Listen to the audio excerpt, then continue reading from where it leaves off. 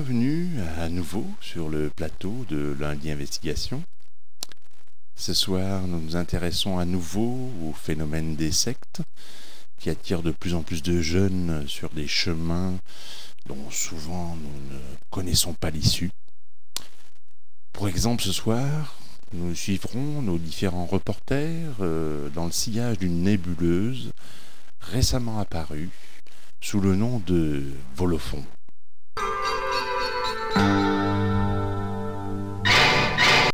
Nous commencerons ce reportage par une rapide genèse de ce mouvement apparu dans les années 90.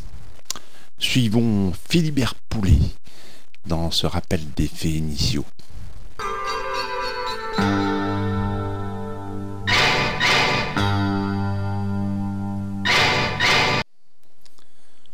Là, de divers déconvenus et inquiets de leur futur sur divers plans, les deux fondateurs, Swingy Fifi, le théoricien, et Fanfan la pédale, l'âme damnée, ébauchèrent un plan machiavélique où le sport serait un excellent produit d'appel pour parvenir à leur fin. Après une rapide étude marketing et des connotations avec un Iranien au passé trouble, le chat Buell, le sport qui s'impose à leurs yeux, surtout après un rapide coup d'œil sur le site internet de la fédération italienne,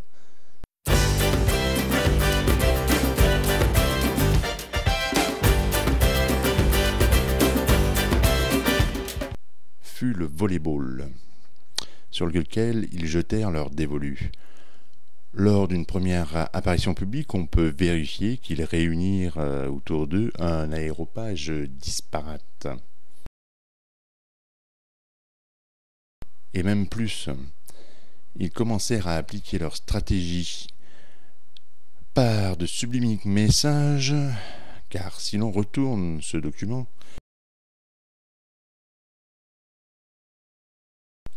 on peut lire, grâce à ce coq, il sera impossible de perdre le nord, puisqu'il suffira de se fier à lui pour trouver la bonne direction. Et bon an mal an, leur confrérie se constitua.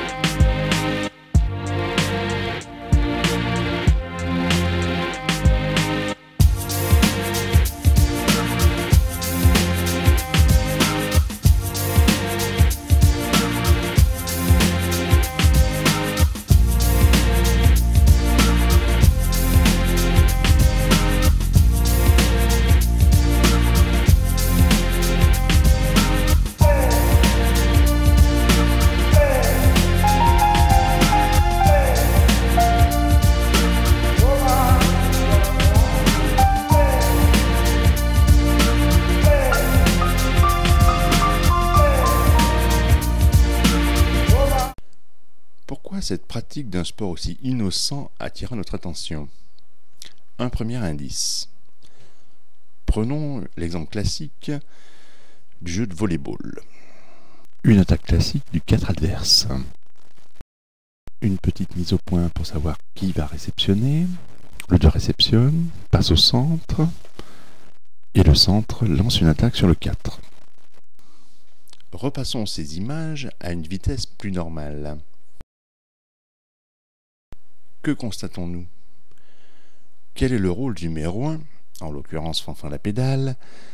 Sans aucun doute un rôle de figuration, où le volley n'a que peu d'importance, surtout après plus de 10 ans de soi-disant pratique. Un deuxième indice. Nous avons confié une de leurs dernières photos à un laboratoire du FBI qui a utilisé le procédé du gamma-globulin et qui, regardons-le, révèle des choses stupéfiantes. Troisième indice. Reprenons un peu l'historique des membres et regardons les disparus.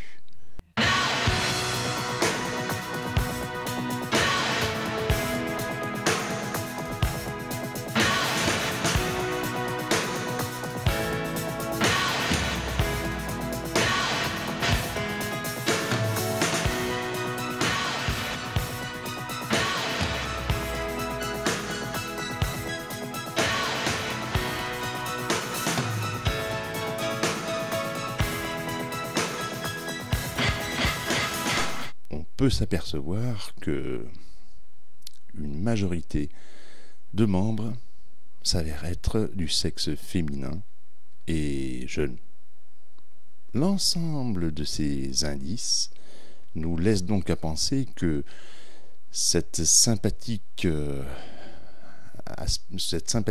équipe des Volophons cache quelque chose de beaucoup plus trouble. Merci Philibert. Dans toute organisation, à la base, il y a l'argent. Suivons Giovanni El Piccolo dans sa tentative de démêler les chevaux.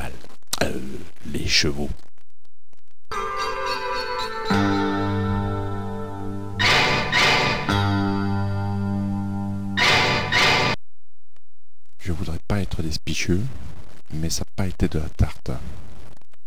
Là, putain con, où on voit bien que c'est une secte, c'est que les membres doivent consacrer une partie de leur salaire à Volophon. Cette ponction s'appelle licence. Ces fonds sont collectés par l'intermédiaire de deux sociétés, une l'UFOLEP et l'autre l'association sportive Fontaine. Dans ce dernier cas, il semblerait que tout tourne autour d'une entremetteuse du nom de Madame Nicole. Plus étonnant, une société de haute technologie, par l'intermédiaire de son comité d'entreprise, reverserait une partie de cette ponction aux membres et même plus directement donnerait une prime annuelle à l'ASV. Mais suite à notre reportage, il semblerait qu'une enquête soit en cours au sein de l'entreprise. Jusqu'à là, nous étions dans la partie claire. Maintenant, nous allons attaquer au niveau de la ligne de flottaison. Une société écran du nom de Bulle Montagne, qui tirerait son honorabilité par son affiliation à la Fédération française de montagne et d'escalade, reverserait aux membres des soi-disant frais de bouche. Et de plus, des rumeurs laissent entendre l'existence d'une caisse noire qui serait investie en lyre. Et alors, à partir de là, c'est la descente dans les fonds les plus profonds. Et alors là, c'est le Titanic. On sait où commence l'iceberg, on ne sait jamais où il se termine. Et en plus, il parle d'envahir le monde entier. J'ai peur. Malheureusement, des témoignages vinrent corroborer nos pires soupçons. Remercions JPF, notre reporter, pour ce recueil de témoignages de premier bourg. Hein?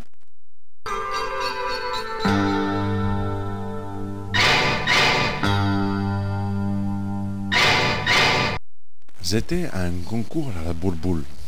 Tranquille. On me demande, tu interviews les ex-filles de Volophon. Que du bonheur! Alors j'ai commencé par Mademoiselle M, qui se terre dans un appartement. Alors moi je vais faire un témoignage anonyme. J'ai été dans cette secte pendant 5 ans.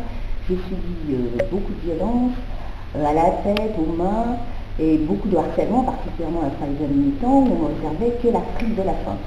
Voilà, et bien j'espère que mon témoignage servira à dissoudre cette secte. Et après, j'ai enchaîné par Mademoiselle B, qui s'est expatriée au Nord-Isère dans un trou perdu. Alors, moi je veux dire que je suis très, très contente de pouvoir témoigner, que j'ai fait une vraie nationale de Lille.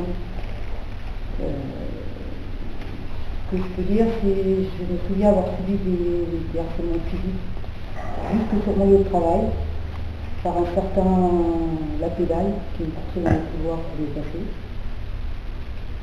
J'ai eu aussi à subir des paroles très humiliantes au cours des entraînements, du style tu bouges ton gros cul. Et ça c'était plutôt le fait d'un mec qui porte un t-shirt moulant.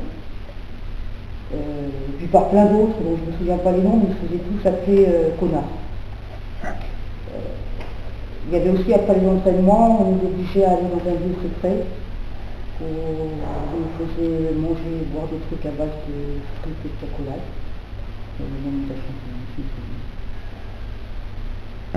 Et puis, une fois tous les 15 jours, on nous organisait des rencontres avec d'autres groupes de la même secte. Alors là, nous avons organisé des rencontres avec 2 filles, et puis compter les points. Et puis le truc le plus scandaleux, à mon avis, c'est qu'une fois par an, on nous organisait une sortie raquette, et là je pense, je suis même certaine qu'on nous droguait au départ, parce qu'on ne se souvient absolument pas de ces sorties. Voilà, je pense que ça avait été. Et après, je suis allé voir Madame L, qui elle vit dans un patelin, ça se noie pas ou quelque chose comme ça. Alors moi, j'ai eu plein de remarques du style, il y a du monde au balcon. C'était insupportable. Quand tu écoutes Mesdemoiselles L, M, B, c'est sûr que ça va pas. Mais quels sont leurs us et coutumes? À quoi les reconnaît-on? Suivons notre reporter qui a réussi à les infiltrer pendant presque 2 ans.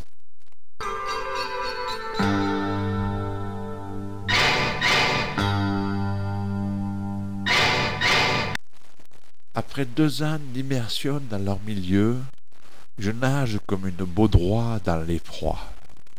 Tous les lundis, ils se réunissent dans leur antre pour attirer les âmes fragiles.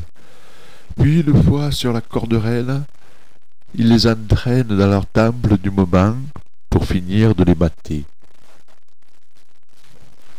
Toutes les 2 semaines, ils revêtent leur habit de lumière, que certains illuminés prennent pour le Saint-Suaire, et font des messes noires chez d'autres sectes, comme les Saint-Moretois, les Lanciquois, les Abrésiens, les Cessinois, les Sassenageois.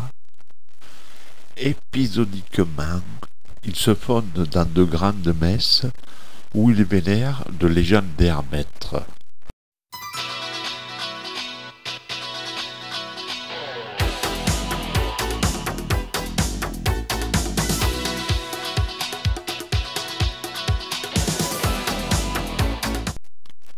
Ils vénèrent le chiffre 7, comme dans leur prière, gagner 3-7-0, ou comme ce membre qui se targue d'en avoir 7. Les plus proches des grands maîtres participent à des séances spéciales, mal explicitées, comme la manip de bagnole ou la tapette du chef sous différentes formes. D'autres agapes ont lieu, comme la douche des filles, mais je n'ai jamais réussi à m'infiltrer, malgré les conseils du gardien du temple. Excuse-moi. Merci, machin. Maintenant que nous connaissons mieux ces zigomères, intéressons-nous à leur ultime but.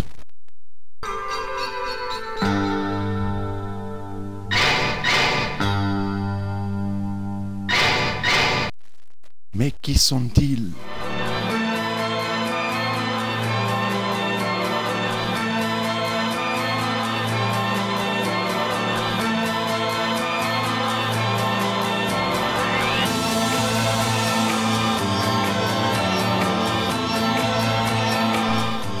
Vers quel but marche-t-il?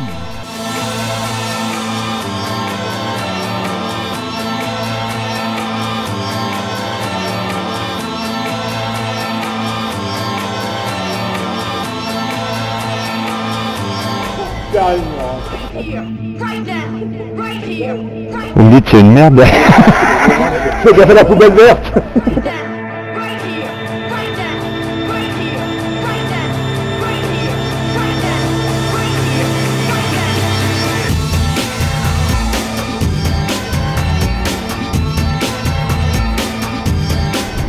Bien ras dans l'âme.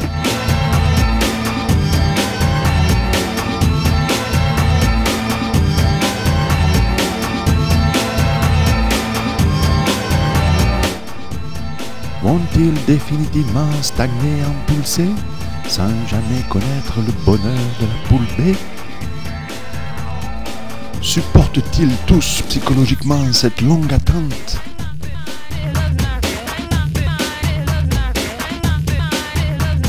Pourquoi le chiffre 7 est-il si important?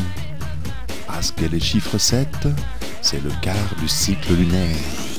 Et il semblerait que leur but est que par une nuit de pleine lune, ils rejoignent leur badala à l'aide de raquettes.